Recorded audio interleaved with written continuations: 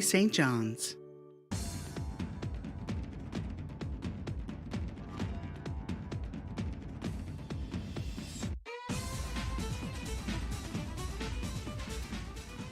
Hello, everyone, and welcome to another episode of Out of the Fog. I'm your host, Laurabel Mba. On today's episode, we're going to take a dive into our vaults for an interview with Christopher Dofsky and Lanier Phillips. Lanier's life was forever changed on February 18, 1942, when his boat, the USS Truxtun, crashed on the shores of Newfoundland and Labrador. He had an experience that forever connects him to our province and the people of St. Lawrence. Now we're going to let you take a look at that interview that took place in March of 2006 with Christopher Dofsky.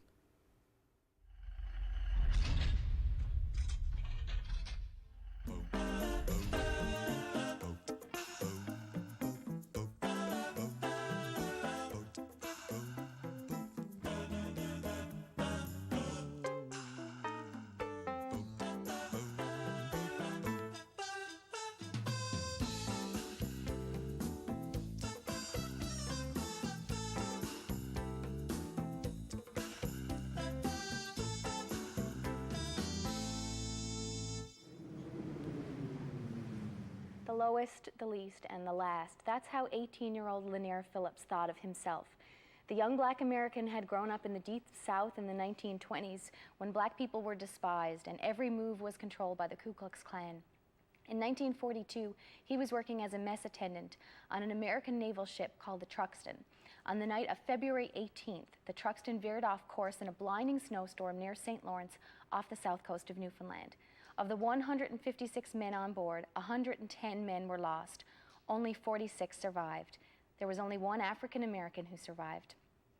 This man, Lanier Phillips, discovered the warmth of compassion, a community that was colorblind, that would teach him a lesson in humanity, that helped him chart a whole new course in his own life. Lanier Phillips, thank you for being here. Thank you for having me. It's a pleasure to meet you. Thank you. How have you been enjoying your time in Newfoundland since you've been here? I love it. Yeah. I love it, yes, yes. Now, I've been out to Chambers Cove, I've been out to that site. My soon-to-be mother-in-law is from St. Lawrence, and I've seen what that place looks like on a beautiful summer's day. I can't imagine what it must have been like in the middle of February covered in ice. You were on the ship, and you looked and you actually thought it was Iceland. And what did you think to yourself? You thought about actually going down with the ship. What happened? Well, I talked to the other mess attendants, the other African Americans on board, and I said, this is our last chance of getting ashore. And they say they'll probably lynch us if we go. You know, this is Iceland. Can't you look and see that it's Iceland? And I said to them, because Iceland didn't allow blacks. People. Didn't allow blacks. Our previous trip, that's where we had been, and we weren't allowed off the ship, and because we were black.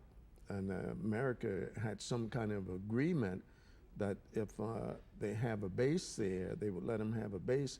They would never let a black put foot on icy Atlantic soil. That's what we were told by the commanding officer. Now, we thought it was Iceland. We had no way of knowing where we were, and they thought, they said, well, they'll probably lynch us, you know, when we get ashore. And I said to them, I said, well, we can die fighting, at least. And I'm going, and over the side I went and got on the raft. Wow, so you went in on the raft, and I know was it 2 rafts made it to shore? Yes, but this was the second one, the last one. And the idea was to have a line attached so that they could pull it ashore, and once they get ashore, they pull it back to the ship and put more men on, or what. But when they attempt to pull it back, it got tangled all up in the rocks, and the men that was left on board had no way of getting ashore. So you finally made it to land, and I know that you passed out, and you woke up and you remember a man standing over you. Tell me about that. Well, when I first got ashore, I just felt sleepy. I had no more pain. I didn't feel cold anymore. I just felt real sleepy. And I said, well, I might as well die.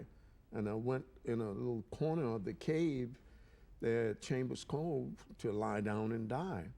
Well, one of the seamen had made it up and alerted the people of St. Lawrence, and they had came down the cliff by the time I got to the beach.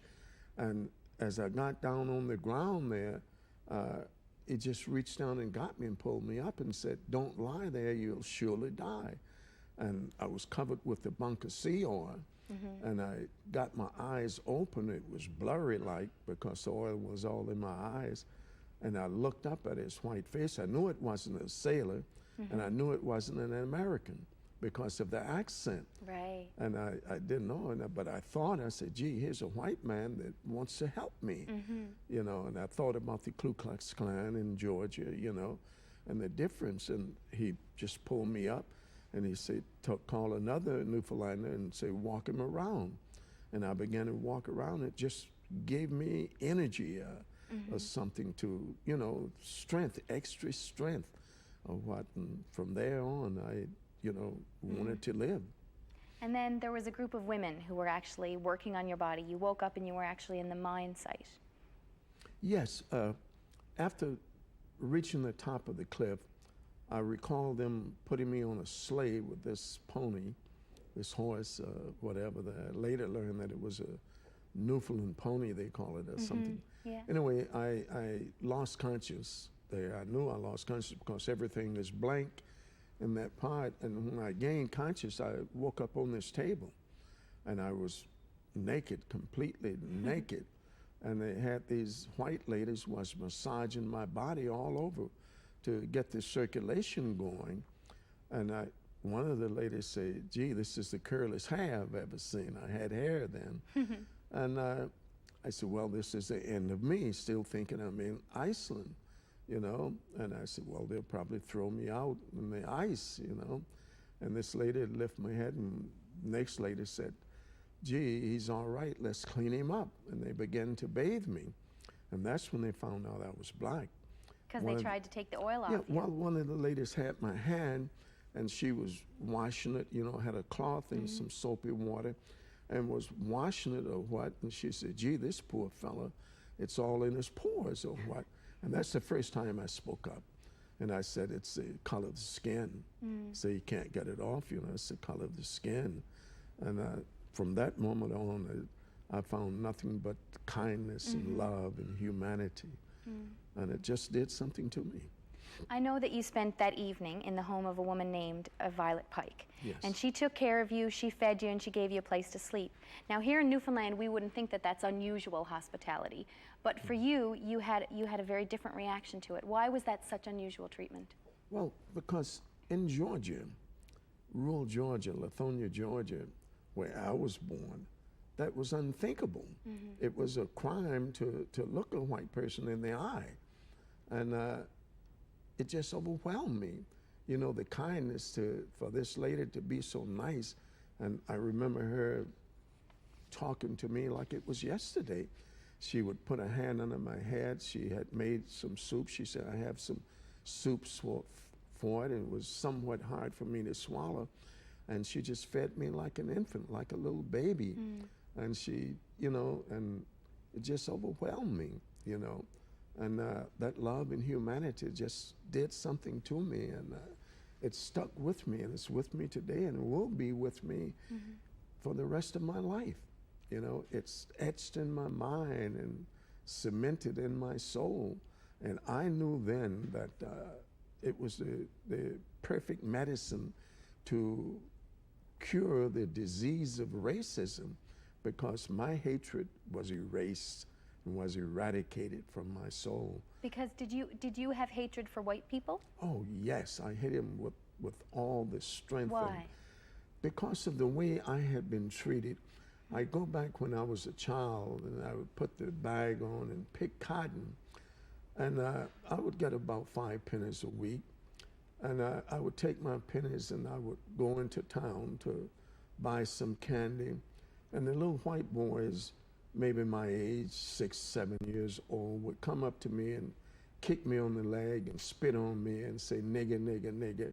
And the parents would enjoy it so, you know, and I couldn't retaliate it. And I formed a hatred.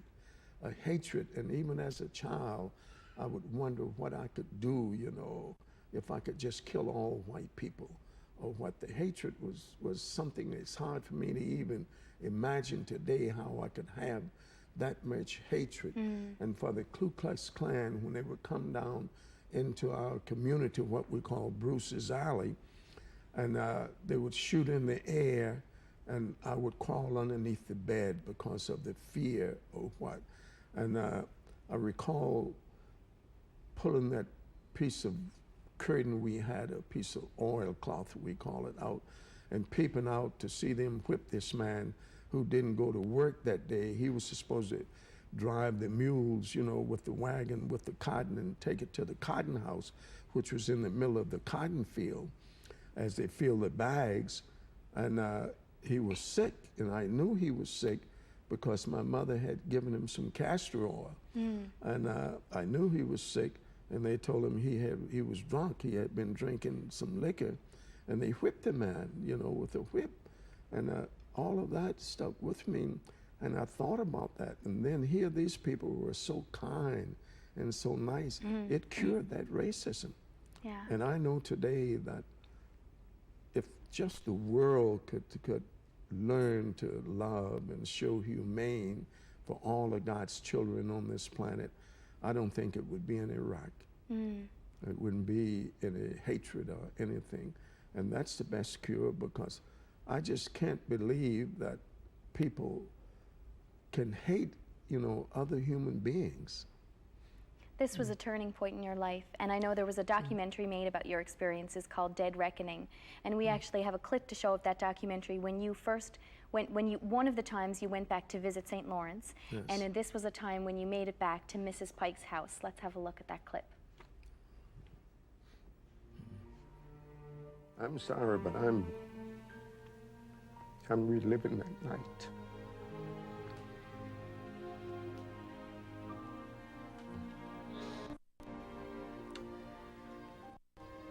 I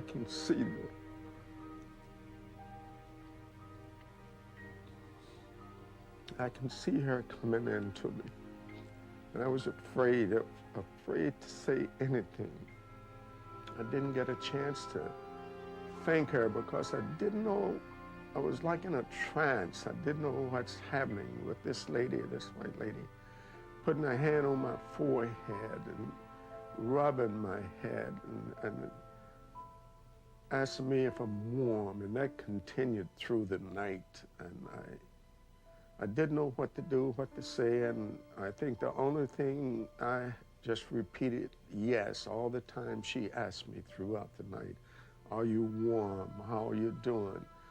And I'd say yes, and she'd come get another rock, another iron, and put it in, and that continued until the next morning. I left. I didn't even get a chance to thank her for her hospitality.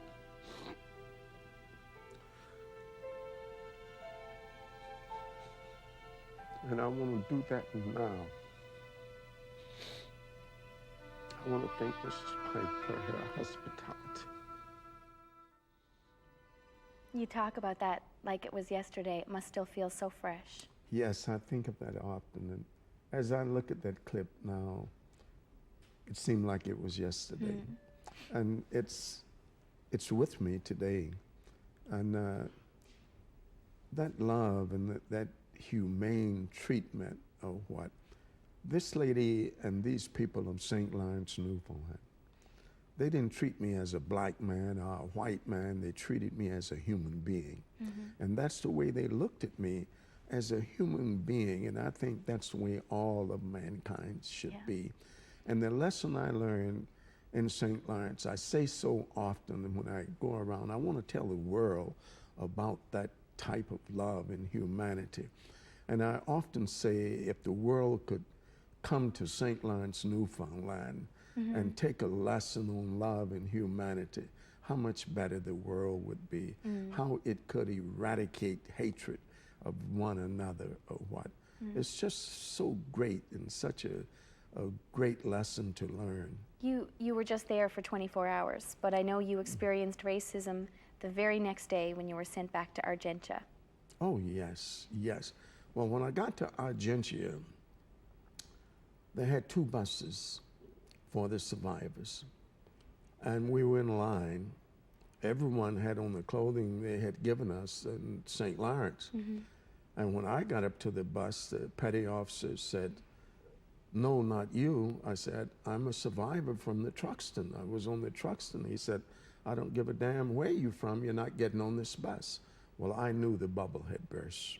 And it was so hard and so painful to get back in that world again, the world of racism. And I said to him, I said, what am I to do? He said, you're going on the prairie. A destroyer tender who was tied up at that same pier. And he told the messengers, say, take him to the prairie. And they took me on board, and the OD said, take him to the mess attendant's compartment. And I went down with the blacks who were stationed on board that ship. But you went on, when you went back home, you decided that something in your life had changed. Yes. And you actually decided that you were going to be the first black sonar technician. Tell me about how you fought to have that position. Well, it was many years later. I read it in a book in a magazine that they published, the Navy published, called Our Navy. That same magazine is called All Hands today. And it said where they could change rating or what. Well, I had put my application in to go into what we call striker. A striker in the Navy was like on-the-job training. And I wanted to change from mess attendant. And in 1948, President Truman put out an executive order, you know, that to end discrimination in the Navy. And I had requests and requests, and they never, I don't guess it ever got off the ship, because I got no response. And they elected a black representative from Detroit, Michigan, as a U.S. representative. I think his name was Charles Diggs. And I wrote him a letter, and I wrote the Bureau a letter, not through the Channel of Command, but I mailed it off the ship to the Bureau, and I told them that I felt that injustice was being done to me and my country. And I requested technical school. I didn't ask for sonar school. And I got an answer back, at least they sent it to the ship, saying report to Fleet Sonar School, Key West, Florida. And it was just, I thought about the people of St. Lawrence, and I gave them the credit because I had no values of life before St. Lawrence. I had nothing to look forward to. And as you said, I felt that I was the lowest, the least, and the last. And so what could I be? Working the granite pits of Georgia, you know, getting out the stone, working the cotton fields, the cornfield. But these people changed that in St. Lawrence. And that's what I talk about now and everywhere I go. You know, it's just so great, I think, for one to experience, you know, from one extreme negative to an extreme positive. That's the way I look at it today. You even went on to march with Dr. Martin Luther King. Oh, yes, yes. Well, because of the people, I had retired from the Navy. I believe it was 63, and had got married, and my wife and children. I was looking television, and I saw the people going across the Pettit Bridge in Selma, and I told my wife, I gotta go to Selma. And she said to me, she said, they will kill you in Alabama, because Reverend Reed from Boston had been killed in Selma. And she said, don't go. I said, I've got to go, because I looked at that knowing that she didn't understand. I looked at those people as the survivors of the Truxtun. And I looked at myself as the people of St. Lawrence, and the lesson I wanted to play the part for those people, the people of St. Lawrence played for the survivors of the Truxtun. And she said, how about me? How about your children? I told her, I've got to go to Selma. Yes, I went to Selma. I went to Selma. And Dr. King is one of the greatest men, and he reminded me so much of St. Lawrence because his philosophy was identical. But this man, he got a group of people together of all races, black men, white men, Jews, Hindus, Protestants, Catholics, all religions and races. And this man challenged the sheriffs of the South, who was tied to the lynch mobs. And these sheriffs and these lynch mobs had guns, they had their vicious dogs, had fire hoses, And this great man, Dr. King, he had a weapon, and his weapon was a piece of paper called the Constitution, and he defeated those sheriffs of the South. With his love and his humane treatment that I had that was given to me in St. Lawrence. And that's when I went to Selma. Yes, I went to Selma. And you did that for your children? You went there for them? Yes, I did it for my children. Now, you have four sons and a daughter, and they've gone on to be very successful. Obviously, you've taught them well. Tell me what your granddaughter is about to accomplish, where you're all going to meet up. Well, on the 13th of May, she graduates from Howard University with a Doctor of Pharmacy. She's been in school 8 years there. She did 4 years undergrad, 4 years graduate school. And the family will be coming to Washington for the graduation. And my daughter, who holds a doctorate degree in education. And the very racist place that I grew up and born and experienced, she's in charge of all middle schools in DeKalb County. And I'm proud that the state of Georgia sent her to Japan and China to live with the teachers of China and Japan, to learn about why the students excel in science and math, you know, over the American students. And she come back and wrote the curriculum for math and science. Well, help write it, you know, for the state of Georgia. And I'm proud of her. And my son, right in the same county where black men were beating and what, he works for the county now as an attorney. So he's a practicing attorney in DeKalb County, and I'm very proud of them. Of course you and are. I give them credit for, you know, the people of St. Lawrence. And to be truthful to you and say to you, I don't know what would have happened to me with the hatred I had. I probably would have been killed or in jail or something like that. I had no desire for education or anything. And since St. Lawrence, I have read everything I could read and study and take every course I can take. Yeah.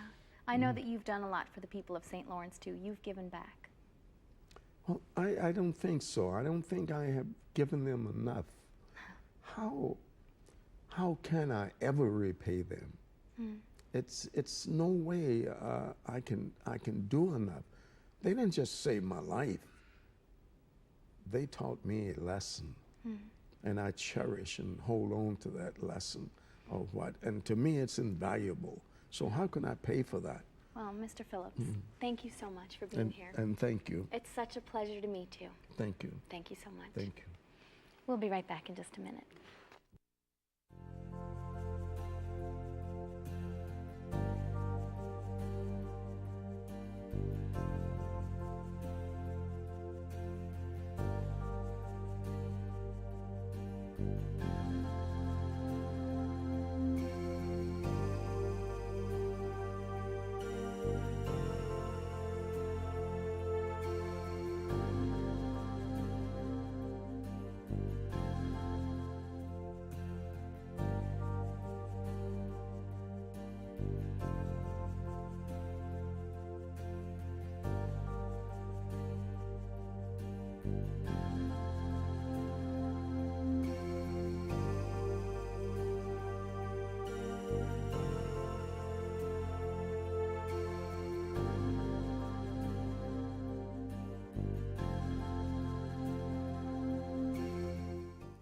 I hope you enjoyed that look back on Lanier's life, his connections to our province, and the good that can be done for humanity.